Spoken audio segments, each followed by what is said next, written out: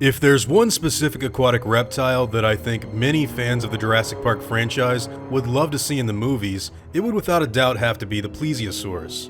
What Steven Spielberg's 1993 film did for the Velociraptor and T-Rex, many have long hoped to come to some other well-known extinct animals. Despite being one of the most popular marine reptiles in the fossil record, this creature is yet to be featured in any current Jurassic movie. But don't let that fool you into believing it's been absent in the franchise completely. No, Plesiosaurus has taken part in some of the series' most well-known products and merchandise.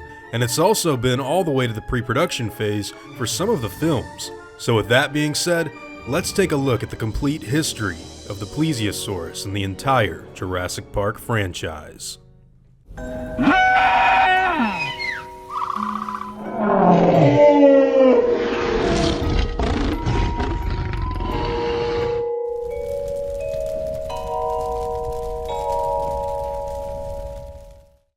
Plesiosaurus made its first appearance in the Jurassic Park franchise in Kenner's 1993 die-cast toy line. Here, it was sold alongside one of the famous JP trading cards, which came complete with an image of an unfortunate diver being eyed by the much larger beast. Despite the fact that this animal would not partake in any of the action within the first novel or its film counterpart, Plesiosaurus was actually going to have a big part in the cancelled tie-in animated series titled Escape from Jurassic Park. This cartoon show would have featured a Plesiosaurus living on Isla Nublar, and here we can see concept art drawn by William Stout depicting the animal attacking Lex and Tim in a small raft. But due to the fact that this animated series never saw the light of day, it would unfortunately be shelved for later JP projects. Plesiosaurus would eventually resurface in 2001 for the Game Boy Advance game titled Jurassic Park 3 Park Builder.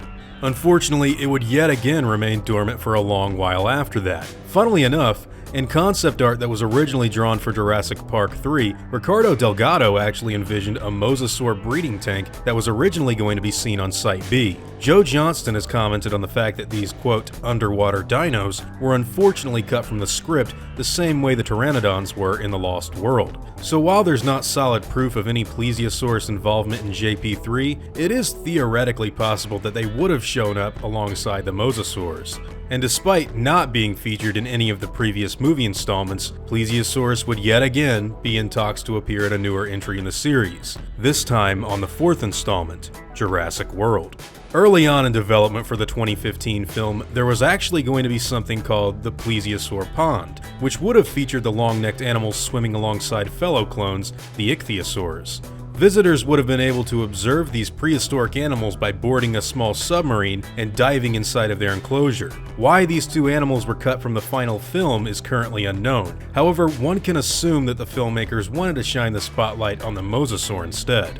Despite this, you can actually find the Plesiosaurus inside of Jurassic World's Holoscape, which gives detailed information on many different species that may or may not be on the island. Plesiosaurus would also appear in the 2015 tie-in mobile game that was released alongside the fourth movie, in which the reptile is listed as a legendary aquatic animal, as it should be.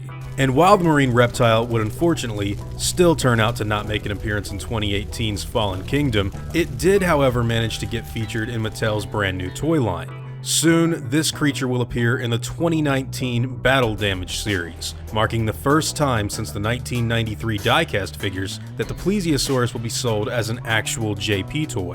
Interestingly enough, it looks like the paint job for these new models may have in part been inspired by the cancelled Escape from Jurassic Park animated series, but this could very well be just some sort of coincidence. And that's it. That's the entire history of the Plesiosaurus in the Jurassic Park franchise. Personally, this is a reptile that I would really love to see in the next installment in the series, because I really think that showcasing more aquatic animals can only be a good thing, especially as far as underwater action sequences go.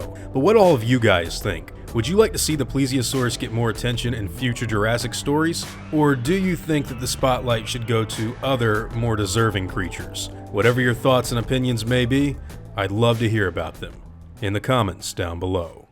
Now before I go, I want to thank all of my game wardens, as well as all of my InGen executives. I'd also like to thank my park workers and InGen hunters as well. Words can't really express how awesome it is to have you guys tell me how much you enjoy the stuff I do, and I seriously am extremely thankful for everything that you guys do to show support. It honestly means the world. Now I'd like to thank you all for watching this video, and hope that you all enjoyed today's content. If you feel like I deserve it, I'd appreciate the like and hope that you'll consider subscribing if you're interested in hearing from me again. I'll see you on the next video, guys, and as always, take it easy.